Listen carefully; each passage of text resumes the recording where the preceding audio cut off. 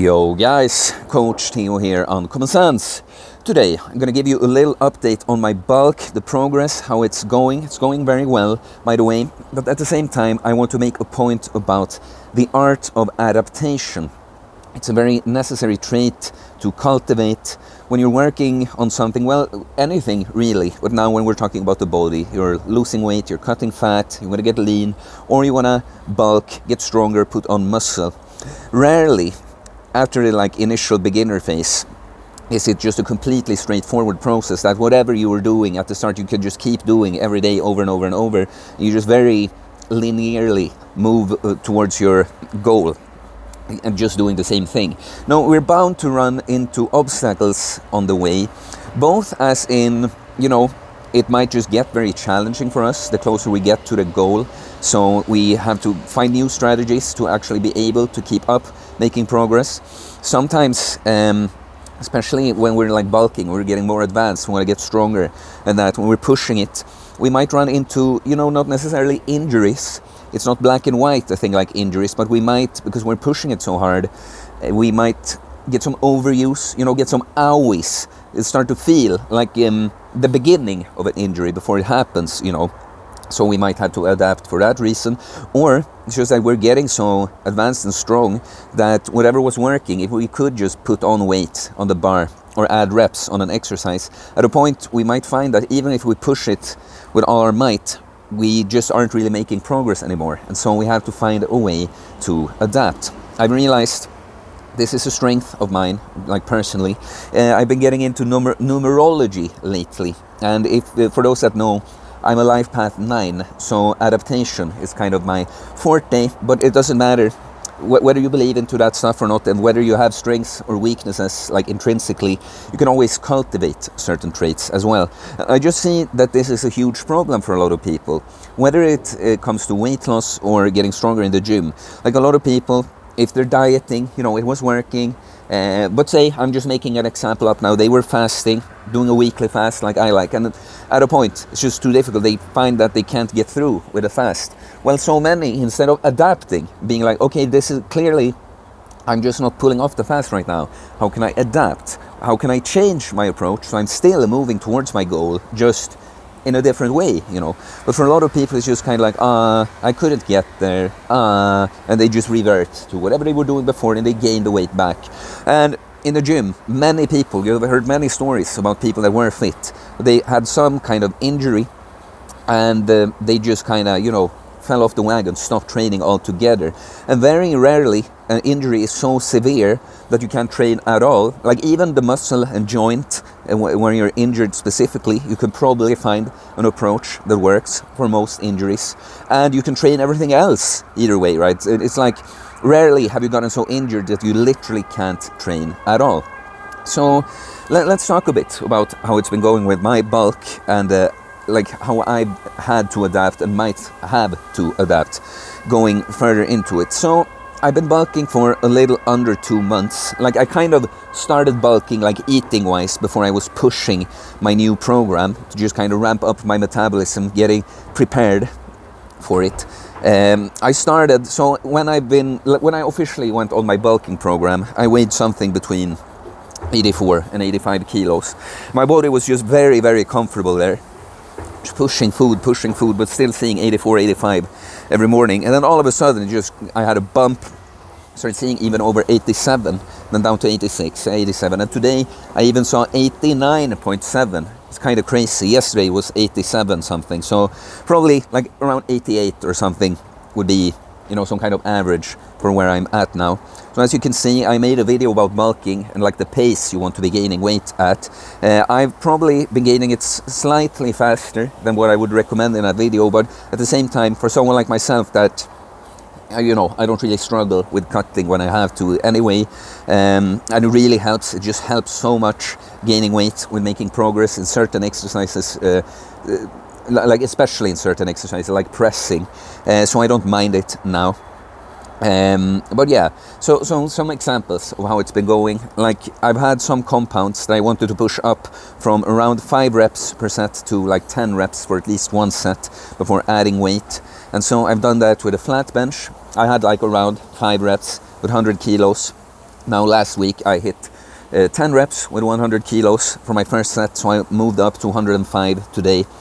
Surprised myself by getting 8 reps, so I will do the same, push it up to 10, probably go to 110, start over after that. Similar thing with incline benching, started out like 5 reps, 90 kilos, I've hit 10 reps for even more than one set in a row now, so I will try 95 kilos the next time. What more do we have? Yeah, well, my cheaty seal rows, I've been doing at 117 kilos because that weird bar weighs 17 kilos. I had like 5 reps. Now I hit one set of 9. And if you see the video, it doesn't really matter if the reps get a little shorter at the end. Like it's cheaty reps and you're still pulling with all your might, you know, and you get a good stretch at the bottom. But so, chin-ups, for instance, like when we're talking about adapting, it's an exercise that's very not rewarding to do when you're gaining body weight, because you just feel weaker. The reps get heavier and heavier because you, of course, are getting heavier. And in my experience, body weight that you put on is like heavier than weight in the belt. Like let's say, because I, for instance, I could, at the start of this bulk, I was doing sets of 5 with 30 kilos.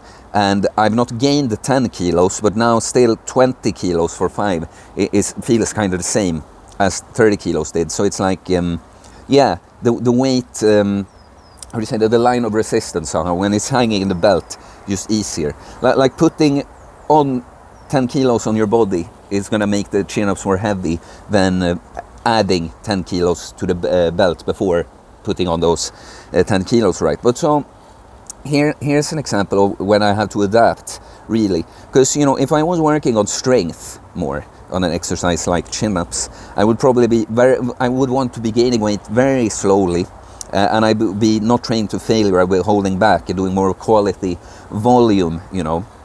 And now, because then I could, you know, my body weight would be at least roughly the same, and I would probably be able to add weight to the belt instead. But now when I'm gaining weight faster and I'm having a different approach, I can't even know on the day when I come to the gym exactly, you know, with some exercises you can really, when you're in tune with yourself, you can kind of expect what to get. But now I've been showing up and like, oh, I got way fewer reps than I thought, right? So with something like the chin-up, I have to adapt in the sense that I have to just kind of be prepared that I can't know that, oh, I'm going to do this weight for 3 sets of 5. No, I'm going to have to feel it out and then just make up what I think. So today, for instance, I went for 3 sets of 5 with 20 kilos after feeling out the first set, but I couldn't quite get the 5th rep on the last set. And so now I know if I just gain a little bit of weight and can get the 3 sets of 5 next time, that's good, that's progress. Even today could probably count as progress because I did something similar last week when I was a bit lighter, you know. But then I just threw in a bodyweight set of wide grip pull-ups for some extra stimulus, like that. What more do we have? Well, yeah, and of course I've been making progress on a whole bunch of exercises that aren't like the biggest compounds, like what I call second tier exercises and isolations. But yeah, so that's an area where you just kind of, it could be easy to just kind of, I don't even know about this exercise anymore because it's not as straightforward anymore. Like benching now, for instance, is so straight. I'm gaining body weight, but it's, of course, I don't have to lift myself. So I can basically expect to get stronger by at least a little bit almost every time, as long as I'm gaining weight, you know. But, you know, I'm starting to feel little owies now. For instance, well, I had a hip injury that, if you've been following the channel, it's been a long outdrawn thing, definitely the most difficult injury to handle I've had. And so I finally found a good approach for healing it. It's mainly on the left side, the symptoms. And so I've been doing those exercises first, and then gotten in like 1 squat exercise and 1 hip hitch exercise that's a little heavier. And then I've been doing just leg extensions and leg curls because they're easy to do when I'm like not injured. There are okay exercises too, it's just that me personally would prefer to do something a little bit more like dynamic or athletic right now. So it's been going well. But now, as I've been getting stronger on my squats, now I've got a new symptoms on the right side, you know. And so now again I find myself, I had been progressing, I've been happy because I've not been able to approach squats in that way for a while, just adding weight almost every workout. Now I had to take a step back again. The squats feel okay, But I know that going too intense on them is what kind of rips this thing up on the right side. So right now, I'm gonna have to experiment. Last time, I went in and did like all the machines at higher reps, moderate effort to just kind of pump blood into the entire legs, activate everything, and then did a little bit lower volume on the squat and Jefferson curl that I do. And it felt good, but it's too soon to say, you know, so I will try the same thing again. And if this doesn't work, I'm gonna have to adapt again. Maybe I'm gonna have to skip squatting heavy altogether. I just don't know. Well, yeah, I've also, because I've been training my forearms, I can feel now I'm getting some overuse on the left side. So I'm just gonna have to, because I've been progressing nicely, I'm gonna have to, for a couple of workouts, just kind of not see it as I'm trying to make progress, just kind of work the area without pushing it to the limit, to just kind of give, you know, some blood flow, give it room to heal like that. Hopefully it works, you know, but if it doesn't, I'm gonna have to think again and do something differently with how I approach forearm training. I'm also now starting to feel something a little bit in the left elbow. Elbows, very common that you get overuse, like not necessarily injuries, but like owies, start to feel something that could turn into an injury if you ignore it. Right now, it still feels good, but something like the chin-ups, when they're heavy like that, it kind of takes a toll on the elbow. So I might have to switch, even though that's my favorite variation, I might have to switch to more of a pronated grip, for instance. So, yeah, you see, I mean, I have more examples even from this bulk, but I'm just talking about some things that are coming up for me now and how I have to kind of approach and adapt. Like, the only thing I can't do is really just stop, you know, because that's the issue that a lot of people do. You have to think like, okay, this thing that I was trying to accomplish with this thing that I was doing, how can I still accomplish it when I have to change the thing I'm doing? What can I change it to? That kind of thing. And, you know, to throw in some honorable mentions, like when I hurt my shoulder badly years ago now, you know, I didn't just, I tried benching, probably too much, you know, even, because I really wanted to, but I had to accept I can't. And really the only exercise for chest that I could do for a while was a high to low cable fly. The only thing that didn't feel too painful on the pec. So I was doing that for like at least like 5 to 10 sets in a push workout, just to stimulate the chest at least and not lose any muscle there. Later on, when I had started to heal, I still couldn't do it with a barbell, but I found out that for me, in that case, well, dumbbells worked nicely. So I was doing this trigger balling and doing little activation exercises. All of a sudden, pain was gone, and I could hit a PR on the bench with a bar, even though I hadn't benched with a bar in 1 year. That would be probably difficult when you're more advanced, you know. But you see how I could, even though I couldn't bench, and in my mind at that time, that was what I needed to do to get the results I wanted. But this just proves that I didn't even have to do that thing, you see. And all my injuries have been like this. Very rarely have I been completely unable to train. Where I'm most hindered is, to be honest, from these hips and the legs, and I'm still doing okay now. And with weight loss, I actually think, because now I really weight loss I've just kind of mastered the skill. So adapting, you don't have to talk too much about even there. But when I started, the first time before going into this uncommon sense life, so 1 year before I made the channel, when I started cutting, you know, I had done it once previously before by just eating low carb and walking more. So I did that, you know, I was eating low carb, not really counting calories. I lose a few kilos there, I stall. Then I start counting calories, still eating keto, kind of calculating what should be a little deficit for me. I lose some more, and then I stall.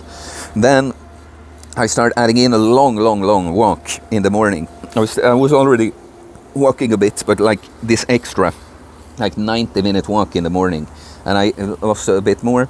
And for me back then, that was, I could have, of course, if I really needed to somehow, but that's when it got really difficult for me to adapt more. I went on a bulk, put on some muscle, and now with the new muscle mass I had when I started cutting again, I could reach a new level of leanness, you know. So you see, don't expect to just be able to do the same thing, whatever your goal is, and whatever, you know, you're thinking of when you're watching this video. Don't expect to just be able to do the same thing. Like, even if you're able to stick to the thing, sometimes it just might not be enough. Or when it comes to training, it can hurt. You can injure yourself, and it just doesn't work, you know. So always be prepared to adapt. like always know what direction you're trying to head, but then it's kind of like, oh, there was an obstacle here. How do I go around it? Might seem like, because you thought you were heading straight like this, it might seem like it's not the fastest route, but if it's the only route to go around something like this, then that's what you gotta do. Okay, guys. So please like and leave a comment. You have any example of this? What are you struggling with, or did this make you think about? Eating my words, but please let me know. If you're interested in coaching, you know, holistic bodybuilding, fitness, mindset, nutrition, all the shit I talk about on this channel, really, you can reach out on Instagram or email me. It's in the description below. I'll tell you about my different options. Please subscribe for more more content about fitness, fasting, losing weight, building muscle, self-improvement, stoicism, mental health, philosophy, spirituality, mindset. It is a mindset, guys. Don't just stop when things seem to be getting difficult. Adapt. Peace.